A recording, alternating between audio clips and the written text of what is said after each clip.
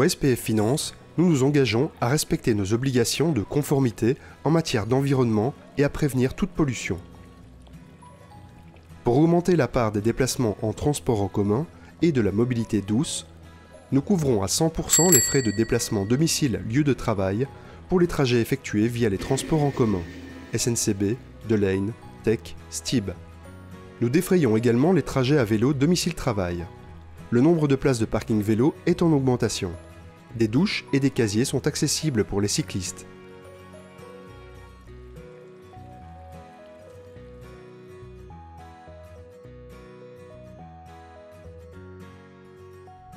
Nous avons décidé de limiter l'indice de chauffage à 19 degrés. Ces mesures ont notamment permis une diminution de près de 50% de gaz entre 2018 et 2023. Dans les bâtiments où cela est possible, les lumières sont éteintes automatiquement à partir de 16 h au lieu de 19 h et certains étages sont fermés les jours les moins fréquentés. À ces mesures s'ajoute le développement du Dynamic Office, qui permet d'améliorer la qualité de vie et de réduire le nombre de mètres carrés par personne. De plus, nous travaillons à diminuer notre production de papier grâce à des projets tels que DigiFin, Digilex, Digipost. Ces initiatives permettent de réduire des volumes de papier utilisés et les mètres carrés de stockage d'archives. Nous vous incitons à adopter les bonnes pratiques suivantes. N'imprimez que le strict nécessaire. Éteignez les lumières en quittant une salle de réunion. N'allumez que si c'est utile ou nécessaire. Assurez-vous que toutes les lumières sont éteintes. Éteignez vos multiprises et vos écrans.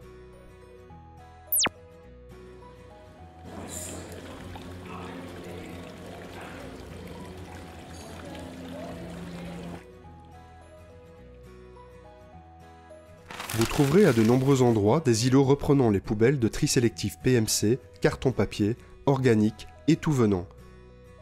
Pour améliorer la circularité, le Repair Center du North Galaxy veille d'abord à réparer le parc informatique avant de le jeter. Ce qui est encore utilisable est revendu via le FinShop.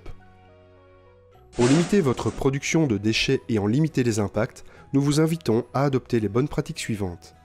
Privilégiez une gourde et une tasse plutôt que des récipients à usage unique.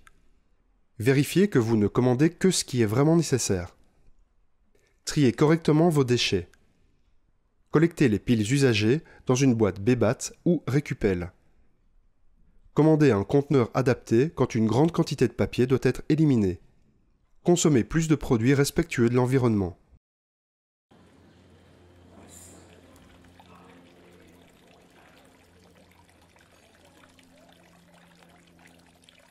Vous identifiez une fuite d'eau, chasse d'eau, robinet, rendez-vous sans tarder sur le service portal. Cela pourra permettre de gaspiller moins d'eau. La procédure est simple. Allez dans Centre d'aide, puis Poste de travail, puis Demande d'intervention. Pour lutter contre la pollution numérique, nous vous invitons à adopter les bonnes pratiques suivantes. En réunion Teams, n'allumez votre caméra que si c'est nécessaire. Éliminez régulièrement les mails inutiles. Partagez les gros fichiers via SharePoint plutôt qu'en pièces jointes. Favorisez l'usage des favoris pour les sites les plus visités plutôt que la navigation. Favorisez l'utilisation du Wi-Fi à la 4 ou 5G.